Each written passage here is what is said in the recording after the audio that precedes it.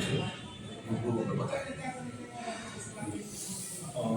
मैं बात रख दे रहा हूँ जिस प्रकरण को लेकर के हम लोग आज आप लोगों से चर्चा कर रहे हैं, तो उसके बाद जो कुछ सवाल होगा तो आप लोग पूछिए। दिनांक 19 जनवरी 2025 को समाजवादी पार्टी के राष्ट्रीय अध्यक्ष अखिलेश यादव जी सन ऑफ मुलायम सिंह यादव के नाम पर एक ट्विटर हैंडल एक्स हैंडल बना हुआ है, वो किसी समाजवादी समर्थक ने बनाया है। उस हैंडल से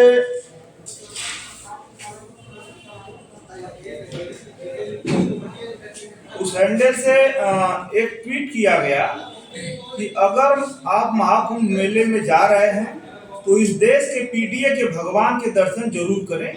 यह मूर्ति है जो कुंभ में लगी हुई है माननीय मुलायम सिंह यादव, राष्ट्रीय अध्यक्ष, संस्थापक राष्ट्रीय अध्यक्ष समाजवादी पार्टी, पूर्व मुख्यमंत्री और पूर्व रक्षा मंत्री भारत सरकार। तो इसी ट्वीट पर रीट्वीट करते हुए महंत राजू दास, जो हनुमानगढ़ी अयोध्या के तथाकथित महंत हैं, उन्होंने रीट्वीट किया कि अगर आप कुंभ मेले में जा रहे हैं तो इस कठमुल्ले के ऊपर जरूर मूत के जाएं। ये महंत राजू दास का रीट्वीट है, जिसको लेकर के पूरे देश में जो माहौल खराब हुआ, जो है जो साझी विरासत, साझी संस्कृति जो खराब हुई, ये मुख्य वजह। तो ऐसा है कि महंत राजू दास द्वारा जो टिप्पणी की गई, यह ऐसा पहली बार नहीं किया गया इनके द्वारा। ये अपराधी प्रवृत्ति के व्यक्ति हैं, ये संघ से जुड़े हुए हैं, ये बीबीपी से जुड़े रहे हैं, बजरंग दल से जुड़े रहे हैं। और ये मैं नहीं कह रहा, ये अयोध्या के डीएम, ये देखिए राजू दास आपराधिक इतिहास वाला व्यक्ति है, डीएम अयोध्या का ये स्टेटमेंट है। और राजू दास अयोध्या वालों को गाली देते हैं, ये डीएम अयोध्या कर रहे हैं, और प्रशासन को भी गाली देते हैं राजू दास। ये जिलाधिकारी अयोध्या जो भाजपा की सरकार है और भाजपा की जिलाधिकारी है, सरकार की जिलाधिकारी है, उनका राजू दास के बारे में ये कमेंट है, ये स्टेटमेंट है। राजू दास के खिलाफ 3 गंभीर अलग अलग मुकदमे हैं, और एक कभी किसी का सर काटने की बात करते हैं, कभी का कुछ करते रहते हैं, लगातार सांप्रदायिक सौहार्द बिगाड़ने का काम करते रहते हैं। तो राजू दास द्वारा जो ये बयान दिया गया माननीय मुलायम सिंह यादव के खिलाफ, तो यह बयान से उन्होंने एक संज्ञेय अपराध कारित किया। और संज्ञेय अपराध इसलिए कारित किया कि माननीय मुलायम सिंह यादव कोई व्यक्ति नहीं, वो एक विचारधारा है। वो हमारे पिछड़े समाज के, वंचितों के, जो इस देश के दलित तबका के लोग हैं, किसान हैं, नौजवान हैं, उनके मसीहा हैं। हम लोग किसी भगवान के कॉन्सेप्ट पे नहीं बात करेंगे। अगर किसी भगवान का कॉन्सेप्ट है तो मुलायम सिंह यादव पिछड़ों के भगवान, हमारे भगवान हैं, हमारे रहनुमा हैं, हमारे मसीहा हैं। मुलायम सिंह यादव के हम अनुयायी हैं, हम उनमें विश्वास रखते हैं, हम उनमें आस्था रखते हैं। तो मुलायम सिंह यादव के ऊपर जब इस प्रकार का राजू दास ने टिप्पणी किया, तो उससे क्या अपराध क्रिएट होता है और क्या उस पर समाज पर क्या प्रभाव पड़ा। तो मैंने देखा कि पूरे प्रदेश में, पूरे देश में अलग अलग जगहों पर प्रत्यावेदन दिया जा रहा है कि मुलायम सिंह यादव का जो अपमान हुआ, जो उनके साथ जो उनके अनुयायी हैं उनमें, और जो दूसरे वर्ग के अनुयायी हैं, जो संविधान को न मानने वाले अनुयायी हैं, अंधभक्त हैं, उनके बीच में सामाजिक भाईचारा न बना रहे, अंधविश्वास के आधार पर और दूसरे तरफ संविधान के आधार पर वैमनस्यता फैले दो समुदायों के बीच में, यह जानबूझकर साजिश पूर्वक जो है राजू दास ने कहा। तो अब इसमें यह समझना होगा कि राजू दास द्वारा किए गए कृत्य से इस देश की, भारत की संप्रभुता और एकता और अखंडता को खतरे में डालने वाला काम किया राजू दास ने। और उन्होंने मूल वंश के आधार पर मुलायम सिंह यादव के ऊपर टिप्पणी उन्होंने इसलिए किया कि वो पिछड़ी जाति में पैदा होने वाले व्यक्ति हैं। तो मूल वंश के आधार पर विभिन्न समूहों में शत्रुता पैदा करने का काम किया उन्होंने। देश की राष्ट्रीय एकता और अखंडता पर प्रतिकूल प्रभाव डालने का काम किया उन्होंने। किसी वर्ग यानी पिछड़ा वर्ग के महापुरुष के धार्मिक जो व्यक्तित्व है, जो जिनको हम लोग मानते हैं, अपना महापुरुष मानते हैं, उनको अपमानित करने का काम उन्होंने किया। विद्वेषपूर्ण उच्चारण करके लिखित शब्दों द्वारा उनका अपमान करने का काम किया, आपराधिक अभित्रास का काम किया, उनको अपमानित करने का काम किया। और ऐसी वक्तव्य दिया जिससे कि दो समुदायों के बीच में वैमनस्यता फैले, भाईचारा को खतरा हो, साझी विरासत और साझी संस्कृति को खतरा हो, और मुलायम सिंह यादव का मानहानि करके वो पूरे पिछड़े समाज, पूरे वंचितों का, संविधान और लोकतंत्र में यकीन रखने वाले लोगों का अपमान किया। उनके द्वारा इस कृत्य से इस देश में जो कानून व्यवस्था है वो कानून व्यवस्था खतरे में पड़ी, और उसके खतरे में पड़ने की वजह से जो नया कानून बना बीएनएस, उसकी धारा 152, 196, 197, 298, 299, 351, 353 और 356 का अपराध कमिट होता है, और आईटी एक्ट का अपराध कमिट होता, क्योंकि एक्स हैंडल पर उन्होंने रिट्वीट करके एक वक्तव्य दिया था। तो इसके लिए जब हमने देखा बनारस में भी, पूरे देश में और पूरे प्रदेश के जिला मुख्यालयों पर तमाम समाजवादी पार्टी या मुलायम सिंह यादव को मानने वाले लोग, सामाजिक राजनीतिक कार्यकर्ता जगह जगह पर, कहीं सीओ को, कहीं थाना प्रभारी को, कहीं पर एसपी को, कहीं पर डीएम को, कहीं पर कमिश्नर को प्रार्थना पत्र दे रहे हैं। लेकिन राजू दास तो उन्हीं का कार्यकर्ता है, तो राजू दास के खिलाफ मुकदमा क्या कैसे दर्ज होगा?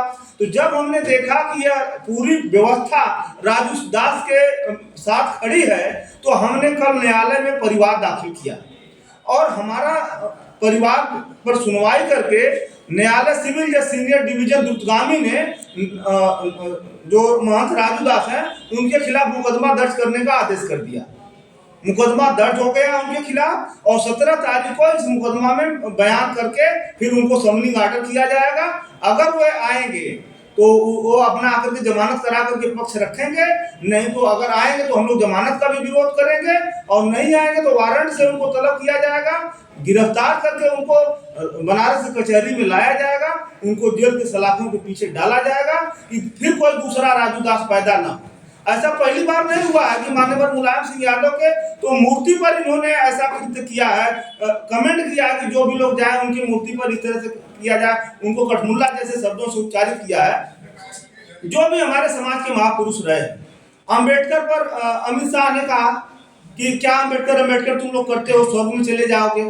और जो बहुजन समाज के नायक जगदेव बाबू थे, 5 सितंबर 1974 को उनको गोली से मारा, जो है गोली से मारने के बाद जब वो छटपटा करके गिर गए थे, जब वो पानी मांग रहे थे, तो उस समय उनके ऊपर पेशाब कर दिया। जो है ये मनुवादी व्यवस्था और मनुवादी पोषकों द्वारा ये लगातार जो भी बहुजन समाज, जो भी संविधान और लोकतंत्र की बात करने वाले लोग हैं, समता स्वतंत्रता बंधुत्व की बात करने वाले लोग हैं, ये इनको खटकते रहते हैं।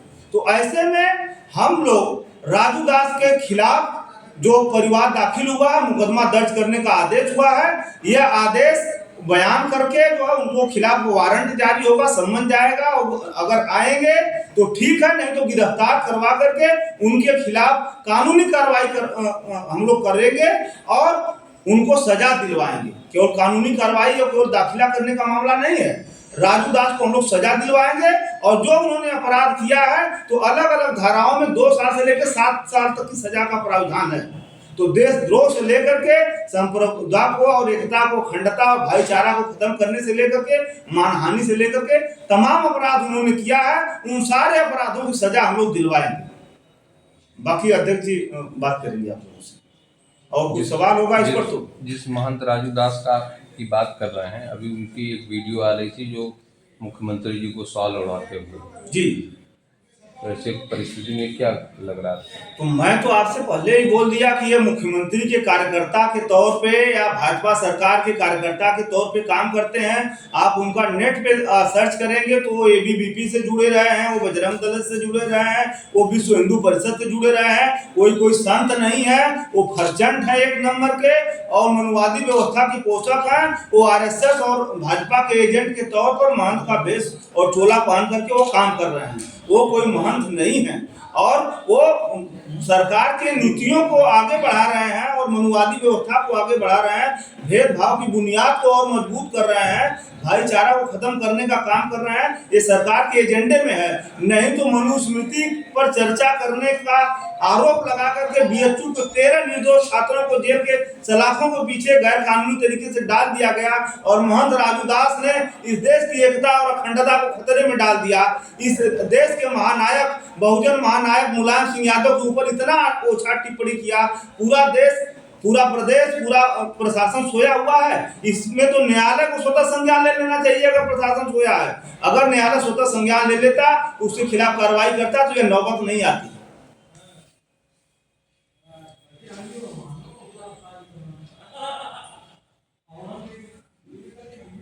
अध्यक्ष जी, कानूनी लड़ाई रहेगी या सड़क वगैरह पर भी कुछ विरोध प्रदर्शन? या देखिए, पहले तो मैं धन्यवाद दूंगा अपने विकास यादव जी के साथ कि अपनी टीम लेके परिवार में जाकर दाखिल किए, मेरे बधाई के पात्र हैं। और जहाँ समाजवादी के हमारे कार्यकर्ता और नेता जिस तरह से पूरे प्रदेश में आपने देखा कि उन्हें क्या नहीं किए, हर जगह पुतला फूकी, बाथरूम तक जाकर उनके फोटो को फेंका गया।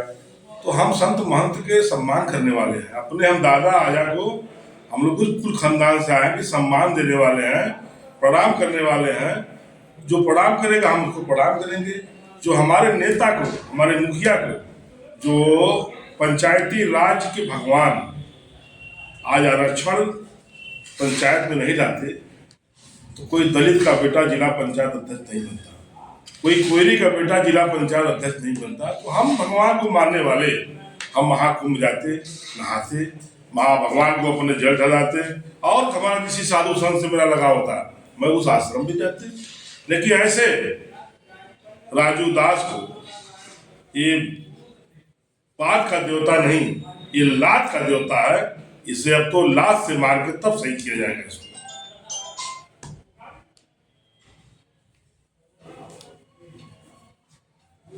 वकील साहब, लगातार देख रहे हैं कि जब से पार्टी है, आप लोग लगातार बात करते रहते हैं कि सांस्कृतिक राष्ट्रवाद के माध्यम से केवल एक महंत नहीं, एक पूरी विचारधारा इस तरह का हमला कर रही बहुजन समाज। इसको कैसे देख पा रहे हैं?